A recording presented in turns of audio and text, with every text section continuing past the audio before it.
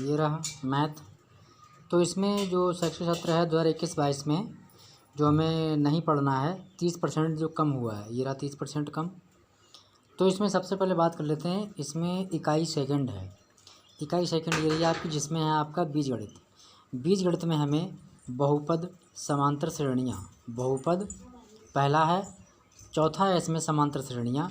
तो बहुपद में क्या है, बहुपद से शून्यांक, द्विघात बहुपदों के गुणांकों व शून्यांकों के मध्य संबंध, वास्तविक गुणांकों वाले बहुपदों के लिए विभाजन, एल्गोथोरियम का कथन तथा उस पर सामान्य प्रश्न, ये हमें नहीं पढ़ने हैं। अब करते हैं इसमें नंबर 4। नंबर 4 में है आपका समांतर श्रेणियाँ। तो समांतर श्रेणी में क्या क्या नहीं पढ़ना है, समांतर श्रेणी के दवें पद की व्युत्पत्ति तथा समांतर श्रेणियों के प्रथम दो पदों का प्रयोग, यानी दो पदों का योग, यह हमें नहीं पढ़ना है। और सामान्य जीवन पर आधारित प्रश्नों को हल करने के लिए इसका प्रयोग, ये हमें नहीं पढ़ना है। यानी समांतर श्रेणी में हमारे लिए ये टॉपिक नहीं पढ़ने हैं। अब बात करते हैं आपका इसमें इकाई जो आपकी है 4। इकाई 4 में क्या है,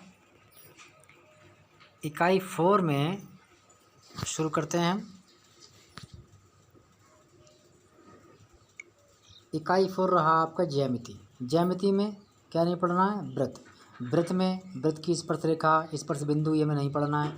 इसके अंतर्गत का खा करके 2 टॉपिक हैं। वृत्त की स्पर्श रेखा स्पर्श बिंदु से होकर जाने वाली त्रिज्या पर लंब होती है। किसी बाह्य बिंदु से खींची गई 2 स्पर्श रेखाओं की लंबाइयों के बराबर होती है। ये दोनों का और खा खंडा में नहीं पढ़ने हैं, इकाई 4 वृत्त के अंतर्गत। अब बात करते हैं इकाई 5 की। इकाई 5 हमारी त्रिकोणमिति। त्रिकोणमिति में इसमें सेकंड यानी दूसरा ऑप्शन है त्रिकोणमितीय सर्व समीकरण। इसमें सर्व समीका sine square theta plus cos square theta is equal to 1 को स्थापित करना तथा इसका अनुप्रयोग करना, यह हमें नहीं पढ़ना है। तो अब बात करते हैं इकाई 7। इसमें प्रायिकता।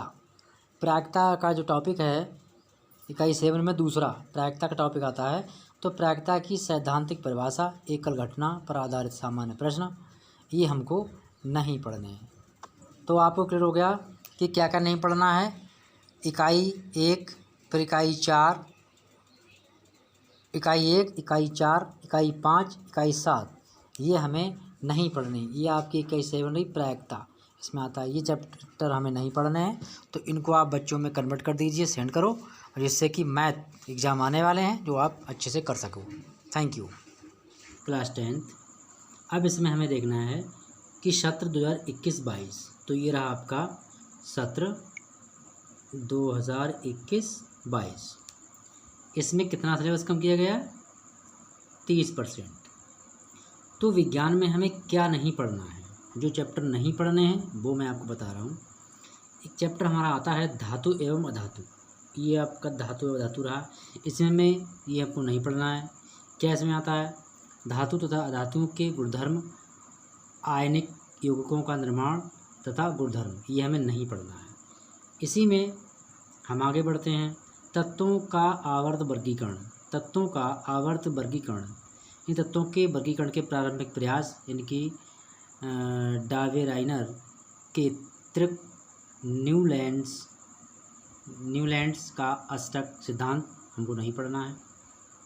जंतुओं तथा पौधों में नियंत्रण एवं समन्वय, तो ये हमको नहीं पढ़ना है। इसमें क्या क्या है, पौधों में दिशिक गति, पादप हार्मोन्सों का परिचय, जंतुओं में नियंत्रण एवं समन्वय, तंत्रिका तंत्र, इसमें हम पढ़ेंगे ऐच्छिक पेशियाँ नहीं पढ़नी है हमें, अनैच्छिक पेशियाँ नहीं पढ़नी है, प्रतिवर्ती क्रिया नहीं पढ़नी है, और रासायनिक समन्वय नहीं पढ़ने हैं, जैसे कि जंतुओं में हार्मोन, ये हमें नहीं पढ़ना है।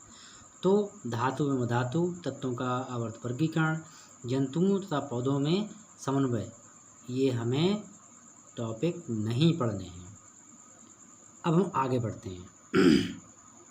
प्राकृतिक संसाधन।